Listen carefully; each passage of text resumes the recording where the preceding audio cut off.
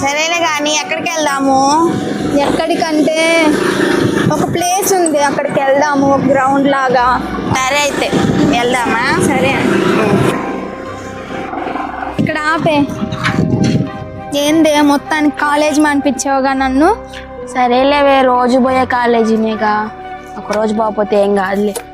సరే రావే, అటు వెళ్తాం, మాట్లాడుకుందాం. సరే పదే. అది కాదే, మీ అన్నయ్య నువ్వు ఏదడితే అది కొనిస్తాడా? అబ్బా ఏంది ఇది, దాకలు అన్నయ్య అన్నయ్య అంటుంది. ఏంటి చెప్పు, నీలో నువ్వు మాట్లాడుకుంటా ఉన్నావు. అసలు ఏంది ఇందాకల నుంచి అన్నయ్య అన్నయ్య అంటున్నావు? అసలు ఏం చెప్పాలనుకుంటున్నావు చెప్పు. ఏం లేదు, నువ్వు ఎప్పుడు చూసినా అన్నయ్య గురించి మాట్లాడుతూ ఉంటావు కదా. మా అన్నయ్య అయితే నా బర్త్డేకి ఫోన్ గిఫ్ట్ ఇచ్చాడు, చూసావా ఎంత బాగుందో ఈ ఫోన్. ఐఫోన్ గిఫ్ట్ ఇచ్చాడు. చాలా బాగుంది ఫోను. ఎంత అనుకుంటున్నావు ఫోను? ఒక 10,000 ఉండిద్దా? 10,000? అది 30,000. 30,000? కాలేజీ ఫీజు వచ్చిందే నాకు.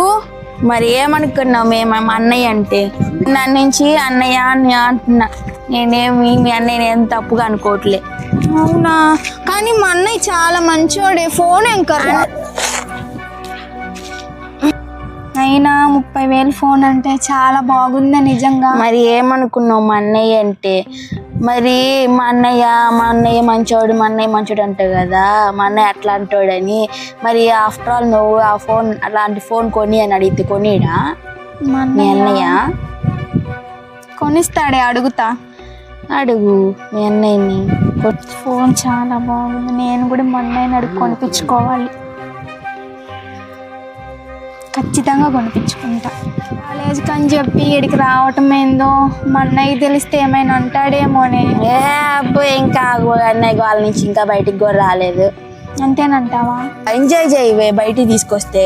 ఏముందే ఇక్కడ గడ్డి తప్ప. సరేలేవే, ఎట్లా వచ్చాంగా, రిలాక్స్ అవ్వు. సరేలేవే.